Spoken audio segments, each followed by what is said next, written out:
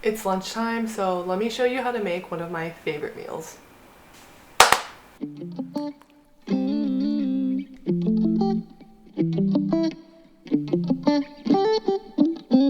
So this fish sauce and lard banmian is something that I always had growing up whenever I visited my grandparents in China.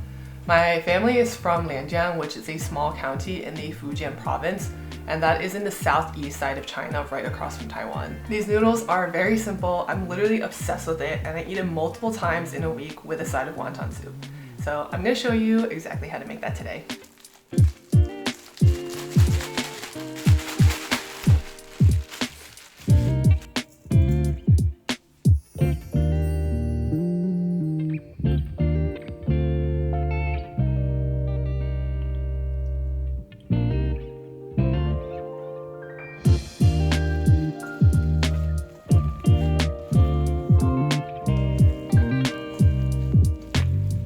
I am pretty much just winging how much of everything goes in here, so I probably won't have exact measurements, but if you're Asian and you're watching this, you probably don't measure anyways. A tip too though, for people who don't really make wontons or dumplings, if you want to check the seasoning, after this is finished, you can pop a little piece into the microwave for maybe like 30 seconds to a minute and just taste it to see if it's to your liking.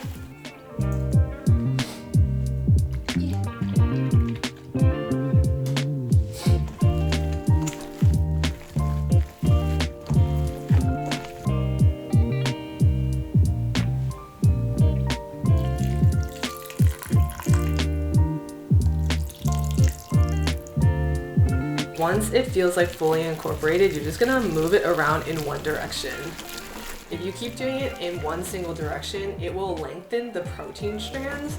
I don't really know why that's important, but also the addition of water is really going to make this a lot softer and juicier. And now I'm gonna add in some scallions, some cilantro, as well as 1 egg. I'm just gonna keep mixing until everything is together again. Okay, and that is pretty much it for the meat. Okay, now we move on to the fun part, which is actually making the wontons. So there's a lot of different wontons, but this specific one uses a very, very thin skin. When you go to the Asian supermarket in the frozen section, they have this wonton skin. I don't know if you can see that. So they come like this. There's like 2 big stacks. Let me show you how thin this wonton skin is. I don't know if you can see it, but if you hold this up to the light will pass through it because of how skinny they are. Like, it's literally paper thin. Yeah, these are extremely, extremely thin, but not thinner than my patience. Sometimes the first pieces of the stack are like super dry. So if they're like cracking like this when you fold them, I just wouldn't use it. Okay, anyways, let's begin. I'm gonna give you a quick little tutorial on how to make these wontons. They're very easy to make. So you're gonna grab 1 sheet, and I usually only put this much meat on. This is probably equivalent to like, maybe like a teaspoon or like half a teaspoon. This much, not too much. You're gonna put it on to the wontons like this, and you're going to fold it into a triangle so that it looks like this. And then you're basically just going to pleat the sides in like that. And then just give it a nice little squeeze, and that's it.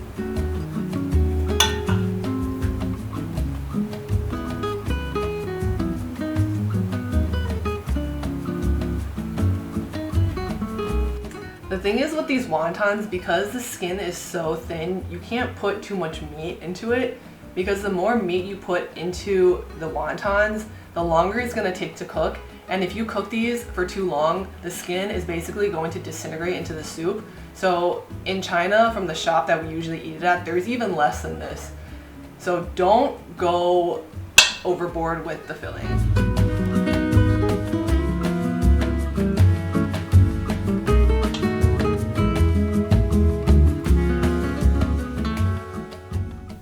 So making wontons and dumplings is probably one of my favorite things to do because it's actually super relaxing, because once you get used to it and it becomes muscle memory, you kind of just zone out. And I don't know, it's like one of those activities that is very comforting because it's so repetitive, but at the same time you kind of just get lost in your own world. And I don't know, I just feel like if I'm gonna zone out, the perfect time to zone out is while making wontons.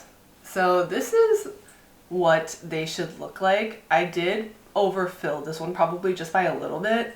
The thing is with these wontons, when they're fresh, they cook very quickly, but if you have them frozen, the best practice is to actually defrost them in the fridge a day before you're going to eat them. That way they're going to be not frozen when you boil them in water. If you boil straight when they're frozen, it's going to take longer to cook, and that way the skin does overcook a lot easier. I know I haven't gotten to making the noodles yet, but the reason that I'm making wonton soup is because back in China, whenever we went to get this meal, it always came with a side of wonton soup. So in my mind, there's really no other way to eat it other than with this type of soup. And even if you wanted to do these like separately, you could, but in my mind, I just really feel like you should make both. Okay, so I still have a lot of meat left, but I so far made about almost one tray, and I'm gonna take some out to eat right now, and then the rest I'm just gonna pop into the freezer. And I'm also going to put the meat in the fridge, and I'm just gonna continue making this after the video is over. It does honestly take a little bit of time, especially if you're making this much, but again, once you make it, you always have them in the freezer, and it's super, super easy to just heat them up the next day. So now we're gonna move on to the next part. The actual ingredients, aside from the noodles, literally are so easy. It's just scallions, fish sauce, and lard. In terms of the noodles, I feel like you can't really sub any type of noodle for this. It definitely will taste the best with this type of noodle. So the one I have is a Shanghai egg flavored noodle, and they also have this but not egg flavored, and you're gonna want the egg flavored one. This is the closest tasting one to the one in China, and I can practically not even tell a difference between that one and this type of noodle. So if you can, try to find the Shanghai egg flavored noodles. Before we start cooking the wontons and the noodles, I'm actually going to do the flavor base for both of them.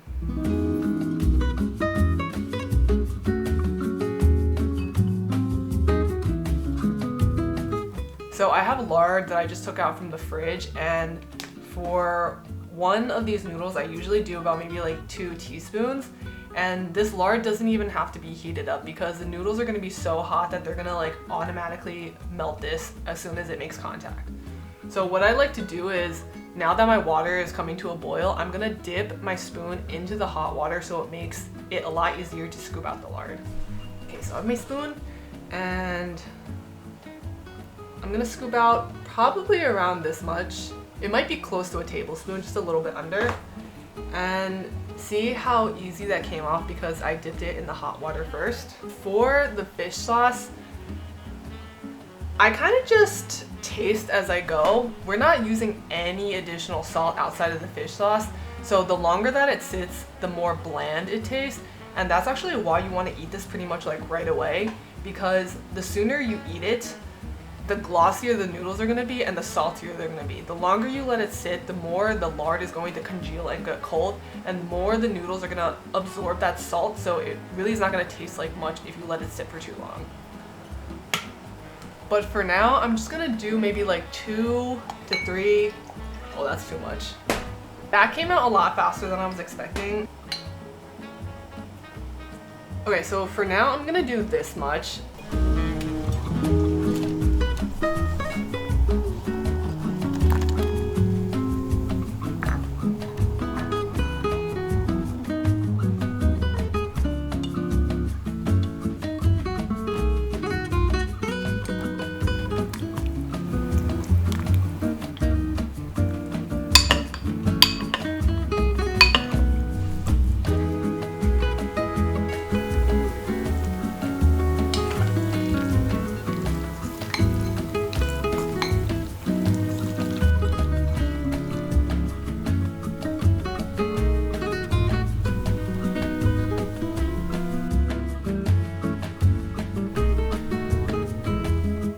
So the noodles are very hot and glossy looking from the lard.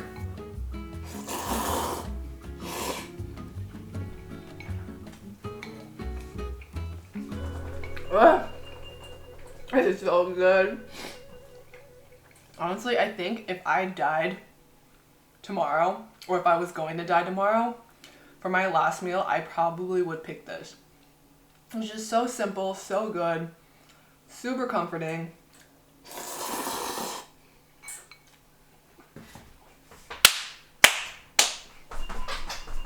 The taste of these noodles is so simple, but it's just so satisfying.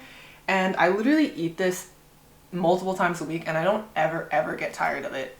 The noodles are fairly rich because of the lard, and I wouldn't skimp out on the lard either because it gives you that like very nice glossy, slippery type of finish. It adds a really nice richness and it just tastes so good with that like salty umami taste of the fish sauce. And I really like scallions too, but aside from me liking them, I feel like the scallions provide like a really nice brightness and acidity that you need to cut through some of that richness. And so I personally think that you really should not skip out on the scallions either. I mean, if you really don't like them, you can leave them out, but I personally just think that it takes these noodles onto like a whole other level. But it's just, I don't know. Like, it's just so freaking good. You're gonna have to try it for yourself. And I don't know, maybe you won't like it as much as me, but for some reason, these noodles just hit every single time and it's just so simple to make. And we can't forget the soup. I like to eat it with some vinegar. I actually prefer white vinegar because the taste is like sour, but it's more like neutral tasting, so I can still taste everything in the soup a little bit better. This Chinese black vinegar, I would say, is comparable to like balsamic vinegar, like Chinese balsamic vinegar. The taste is like kind of similar. I'm just gonna add a little bit.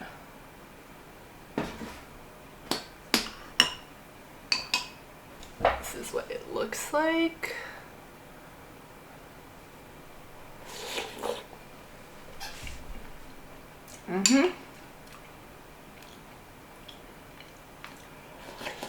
So the wontons are just very juicy and soft.